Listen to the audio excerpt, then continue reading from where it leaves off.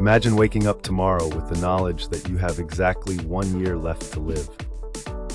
How would that change the way you approach each day? This isn't just a thought experiment. It's a powerful tool for living a more meaningful life, rooted in the wisdom of philosophers and spiritual traditions around the world.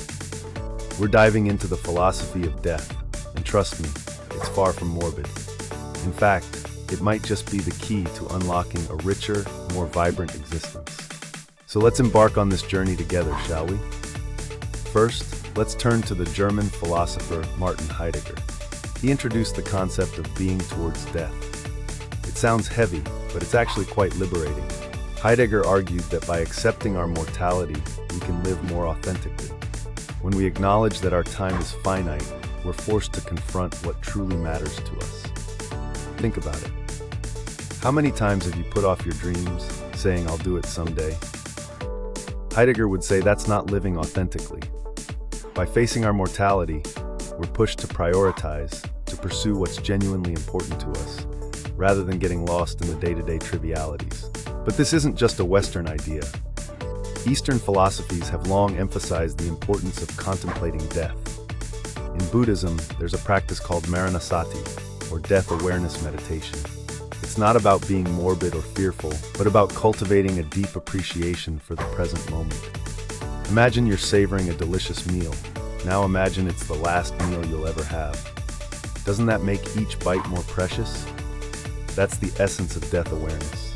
It heightens our appreciation for life's simple pleasures. The Stoic philosophers of ancient Greece and Rome also had a lot to say about death. They practiced a technique called negative visualization, where they'd regularly imagine losing the things they valued most. It sounds counterintuitive, but it actually increased their gratitude and joy in daily life. So how can we apply these philosophical insights to our own lives? Here are a few practical strategies. First, try a daily memento mori practice. Memento mori is Latin for remember you must die. It's not about being morbid, but about using death as a motivator. Each morning, take a moment to remember your mortality.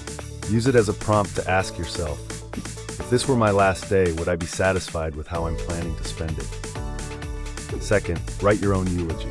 It might feel strange, but it's a powerful exercise. What would you want people to say about your life? What achievements or qualities would you want to be remembered for? This can help clarify your values and long-term goals. Third, practice gratitude with a twist. Each day, choose something you're grateful for and imagine losing it. This Stoic-inspired practice can deepen your appreciation for what you have. Fourth, engage in death cleaning. This Swedish concept, dostädning, isn't about mopping up crime scenes. It's about gradually decluttering your life, keeping only what truly matters. It's a practical way to focus on what's essential. Lastly, make time for life review. Regularly reflect on your experiences, lessons learned, and the legacy you're creating. This can help ensure you're living in alignment with your values. Now, you might be thinking, isn't all this death talk depressing? But here's the paradox. Contemplating death can actually reduce anxiety about dying. By facing our fears head-on, we often find they lose their power over us. Moreover, this practice isn't about cultivating a morbid obsession with death. It's about using the reality of our finite existence as a tool to live more fully. It's about quality over quantity, depth over superficiality. Remember, the goal isn't to live with constant thoughts of death, but to use death as a perspective shifter. Let it be the splash of cold water that wakes you up to the preciousness of life. So I challenge you, take 5 minutes today to contemplate your mortality. Use it as a lens to examine your priorities, your relationships, your dreams. You might find that by embracing the reality of death, you unlock a new level of vitality and purpose in your life.